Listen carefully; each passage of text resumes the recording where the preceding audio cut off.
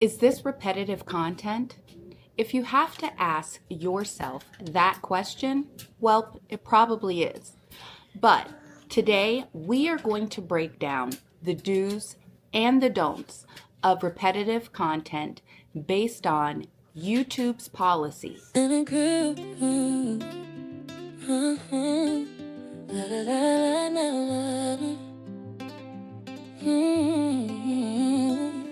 Yeah, my vibes stay.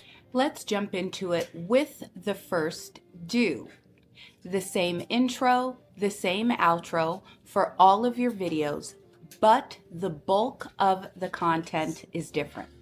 So if you have been to my channel multiple times, you see the intro that you just watched. That is the same intro that I've posted on hundreds of videos. The outro that you will see at the end of the video, that is the same outro that I will use on hundreds of videos. Okay, so between the intro and the outro, that's about 16 seconds. The intro is 8 seconds, the outro is 8 seconds. 16 seconds of a 5-minute or a 10-minute or a 15-minute, I don't know how many minutes this video is going to be, video is not the bulk of the content. So in that case, intro and outro videos being the same is allowed. It is not considered repetitive content. Similar content between videos, but each video talks specifically about a different subject. Let's just even take me, for instance. I put out, this will be the third video where I am talking about repetitive content. The first video, I talked about repetitive content and how it applied to me not getting monetized because I was using it. The second video was a deep dive into repetitive content, but also a comparison to reused content. And now this video, although it is about repetitive content, it is about the do's and the don'ts of repetitive content. So even though the 3 videos all feature the same subject, it's about how the information in each video is being laid out so that each video is different. Short clips of edited objects where you are explaining how they are put together. Now this one I found very confusing. And after a few discussions with Gemmy, Google Gemini, this is what I come to. This is the best way that I can think of how to explain this do. Okay, so I know everybody isn't familiar with him, but let's take, for instance, Anton Daniels, okay? So Anton Daniels, in the morning he does the Millionaire Morning Show. And then in the evenings, he has a show that's called After 9. And these are live shows that are generally a couple of hours. Even Shannon Sharp with Club Shay Shay, okay? These are live shows that are generally ran in the horizontal format for a couple of hours. And in order to, create long form content, what they generally do after the long form show, then you'll see where they break it down in the segments. Let's take the Cat Williams Club Shay Shay interview. That interview that blew up 2025. So I think everybody knows about that interview. That interview was about 3 hours long. And everybody doesn't have the time to watch the full 3 hours. But if you go to even Shannon Sharp's channel, you'll see where there's 20 different breakdowns of that one interview. And in those breakdowns, they're like customized. They're different segments of the longer form content. Now, I would love if you are getting like a different idea about how that works. I would love for you to share your thoughts in the comments below. But that's how I see the breakdown of utilizing and creating shorter clips to create longer format, or breaking down longer format to shorter format. But let me know below what your thoughts are. So as far as our do's, that's it. There's only 3. So now let's get into the 5 don'ts. Channels with similar repetitive content or mindless content without any narrative. So the content that I was putting out fell literally into every one of these don't categories. And if you think about your personal content, truly think about it. See if it falls into these categories. Now, the reason why my content fell into this particular category is because it was mindless. There was no narrative. I believe that in maybe 1 or 2 of the picture streams I put narrative, but for the most part, there was no narrative. It was just that. It was a picture. Even though they were different every day, even though the details was different every day, even though the title was different every day. Well, really, it was just templatized batch content. It truly was templatized batch content. And you're not crazy. You're still seeing tons of it right now in your lives feed. If you were to go to live right now and start swiping up, you are going to see lots of instances of it. I know everybody on the East Coast just got hit with a blizzard, but how many live streams did you see that were just the falling snow? No narrative, no one talking behind it, just the snow. Now, I saw those, but then I also saw ones where, yes, people were sitting behind it, they were letting people talk, they were engaging with the community and with the chat while they were watching the falling snow. That's the difference. And channels with similar or mindless content that has no narrative. Yes, that is a picture stream. Yes, that is going to be those digital like handwriting where you drop your name in and the little computer writes your name. If there's no talking and there's no narrative, well, it's digital mindless content. Your fish tank. If you were just putting your phone up at your fish tank and people are engaging in the chat and that is what you're doing and you're streaming that for live on hours on end every day and there's no narrative behind it, that is mindless content. I know you don't want to think that it is, but it is. Let's get into music.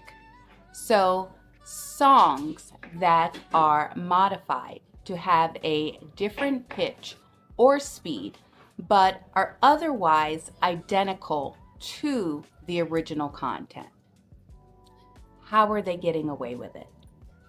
Okay, so I want to break this down in three different ways. So the first one is going to be like the composer. You know, those people that are playing instruments, whether it be a saxophone or a piano or a flute. So the AI, the algorithm, it hears a specific melody playing and the robot in the back says, "That's Careless Whisper." So rather than them shutting down the stream or issuing a channel strike, they reach out to the original composer, the owner of the music, whether it be Sony or Universal Music Groups, and they say, hey, we have this content creator that is remixing your music, a melody. Now, the reason why they can get away with it is because they are actually putting in work. If I'm a saxophone player, I'm actually putting my lips to that saxophone. I am playing that music. And generally, I'm mixing it up. I'm incorporating it and making it my own style, even though it's not my own music. And with that, as long as it's good with the original composer, generally what's going on is they are sharing the ad revenue with Sony Music Group or with Universal Music Group. So they're not getting 100% of the revenue to themselves. Then you have those that are literally just out playing Drake and Taylor Swift, the most popular songs of today. Well, there's two things that are going on with those channels as well. Now, most of those channels are gonna be monetized, but we'll talk about the ones that aren't monetized as well. Now, those channels are probably monetized. And if you pay attention, they probably play the same songs over and over. Even if it's different lives, they play generally the same songs. Why are they playing the same songs? Because they probably have a license agreement with Epidemic Sound or SoundCloud that allows for them to play those popular hits. So look at the details or the descriptions of their videos, because they do have to put that information in the details of their videos. And then they are also sharing that ad revenue with the original content owner. So they're not keeping 100% of the ad revenue to themselves. And for those channels that often might do the Friday night DJ thing, you'll notice that a lot of them too will be like, oh, send me a super chat, I'll play your song request for this amount of money. And it's because they have to share the revenue. Now, what about those channels that are playing music and you don't see the $sign? You see that they are not monetized? Well, I'm telling you, they probably are never going to get monetized, because what we don't see is their YouTube studio dashboard. And I bet you their dashboard is full of those little yellow triangles that show that you have some kind of strike or a copyright against your channel. That's what they're not telling you. They're not telling you that they have a ton of strikes on their channel that have yet to fall off. And if you have a ton of strikes on your channel, you're not getting monetized. So YouTube is not worried, because you're never going to get paid. And then the other way that you can tell is maybe go back and replay those live streams. If that content creator is smart, what they're doing is they're going in on the back end and utilizing the VOD system to take out the copyrighted parts, the music of those videos. So you might replay those live streams and see big chunks that have been taken out of the background, and that's where they removed the copyright music in order to try to get rid of the strike. YouTube doesn't need you to just read a book or read a news article to anybody, because there are audiobooks for that. So I know I asked it too. How is it then that there are entire channels that are dedicated to just reading court transcripts or reading newspaper articles? Well, number one, That type of information is public domain, so you really can't be sued for reading court transcripts. But if you pay attention to those channels that are currently monetized that are doing it, you'll see that they do still stop and give narrative. It's not just mindless reading. You know what I'm saying? Like really popular channels that are breaking down newspaper clips, well, that's it. They're breaking it down. They're reading a section, they're breaking it down, they're giving you understanding. Same thing with the Bible or channels that do Bible study. They'll generally read a verse and then they discuss a verse. So that is how they are customizing that content so that it is acceptable. Images, slideshows, or scrolling text with little or no commentary or narrative. I think the last rule pretty much is exactly the same as the first rule. If you are just showing a picture of your fish tank, eventually it's gonna get you.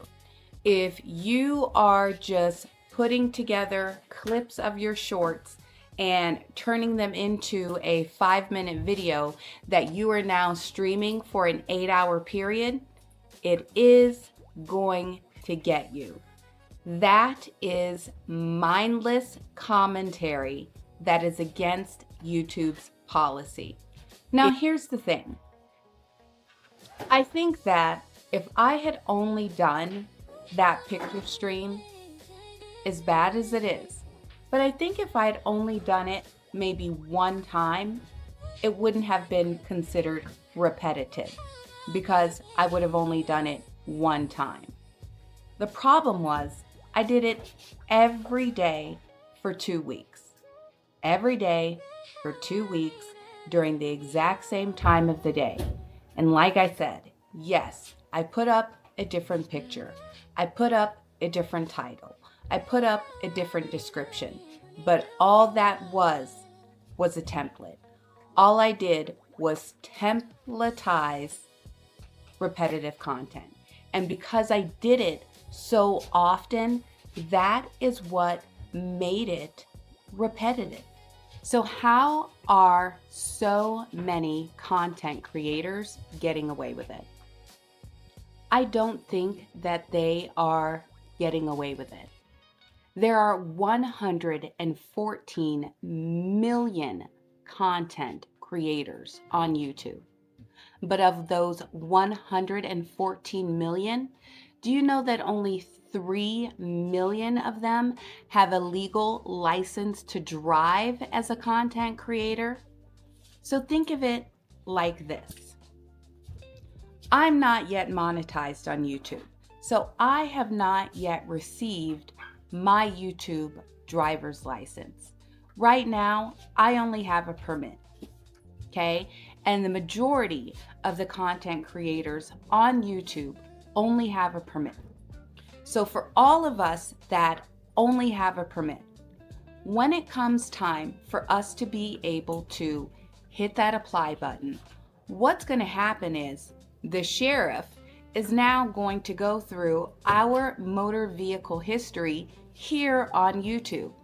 And they're going to see if, based on our current motor vehicle history, if we qualify to be a paid licensed driver on YouTube.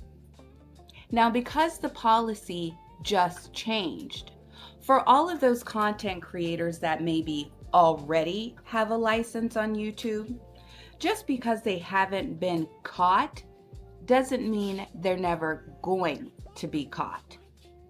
In my first video, I referenced it was a monkey see, monkey do kind of thing. I saw this young lady that was standing in a hallway every night with 5,000 people, 5,000 bots or trolls or whatever in her chat room. And she was getting 40 to 50,000 views per night on that live. And a lot of times she was using the exact same picture. At least I was switching it up, right? She was using the exact same picture. Well, you guys, I tried to find that page. I went through all of my YouTube history. I even had the name of the page. I tried to find it. It's 100% completely gone. Now, if you know like I know, I think that the police finally caught up to her and they wrote her a ticket, and that ticket canceled her channel. So that's what I got. The do's and the don'ts of repetitive content here on YouTube.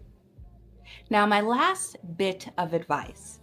If you really have further questions and you want to know the honest truth about how your content is being viewed by YouTube, get into your YouTube Studio dashboard and utilize that chat feature. That chat feature is set up so that you can talk specifically to someone at YouTube. If there is not one thing that I have learned as a new content creator, it's that YouTube does want for you to be successful. I love using the dashboard on my desktop versus on my handheld because it's so much more interactive. And YouTube gives you little love notes in your dashboard. And I don't know if you see them from the mobile the way that you see them on the desktop version. So if you are not logging into your YouTube Studio dashboard from a desktop computer, I challenge you, do that for yourself at least once a week. Even if you don't own a computer or a laptop, see if you can go to your public library and jump on one. See if you can borrow one from a friend or a buddy, but log in and look at the YouTube Studio dashboard from a desktop. That is where you will be able to access the chat feature and chat directly with someone from YouTube who will be able to look at your channel, look at your content, and give you a solid answer to your question. My name is Tiffany. This is my take. Be blessed. Have a blessed day. And most importantly, do what you can to bless someone else's day.